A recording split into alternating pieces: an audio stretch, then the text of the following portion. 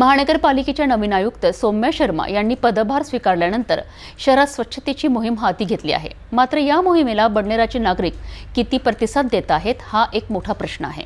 अमरावती महानगरपालिका आयुक्तपदी सौम्या शर्मा रुजू झाल्यानंतर त्यांनी अतिक्रमणासोबत नागरिकांच्या आरोग्याशी निगडीत असलेल्या आरोग्य विभागाच्या स्वच्छता मोहिमेला प्राधान्य दिले आहे।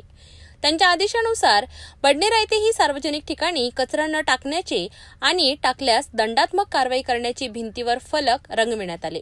मात्र दुर्दैवाने याचा फारसा उपयोग होताना दिसत नाही। अमरावती महानगरपालिकेच्या झोन क्रमांक 4 बडनेरा येथे आयुक्त सौम्या शर्मा यांनी विशेष लक्ष घालून वारंवार भेटी दिल्या। मोदी हॉस्पिटलला त्यांनी आकस्मिक भेट दिली असता गैरहजर कर्मचाऱ्यांना तात्काळ कारणे दाखवा नोटीस देण्याचे फरमान सोडले होते। तसेच बडनेरा शहरातील अतिक्रमण परिस्थितीचा आढावा घेतला आणि स्वच्छतेसाठी आरोग्य विभागाच्या अधिकारी आणि कर्मचाऱ्यांच्या कामाचा आढावा घेऊन त्यांना मार्गदर्शक सूचनाही दिल्या होत्या।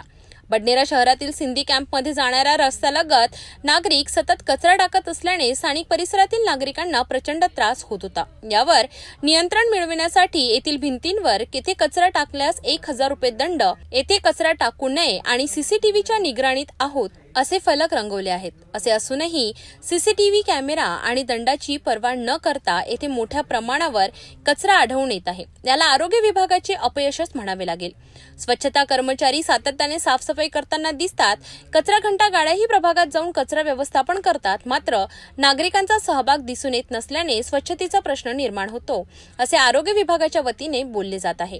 आरोग्य विभाग साफसफाई आणि घनकचरा व्यवस्थापनासाठी मनुष्यबळाच्या कमतरतेमुळे जरी पूर्णपणे सक्षम नसला तरी त्यांचे प्रयत्न सुरू आहे। यासोबतच नागरिकांनीही सहभाग घेऊन सहकार्य करण्याची गरज आहे। अमरावती महानगरपालिकेच्या या प्रयत्नांचे कौतुक करायलाच हवे। मात्र नागरिकांच्या सहभागाशिवाय कोणतीही मोहीम पूर्णपणे यशस्वी होऊ शकत नाही। स्वच्छतेची जबाबदारी केवळ प्रशासनाची नसून ती प्रत्येक नागरिकांची आहे।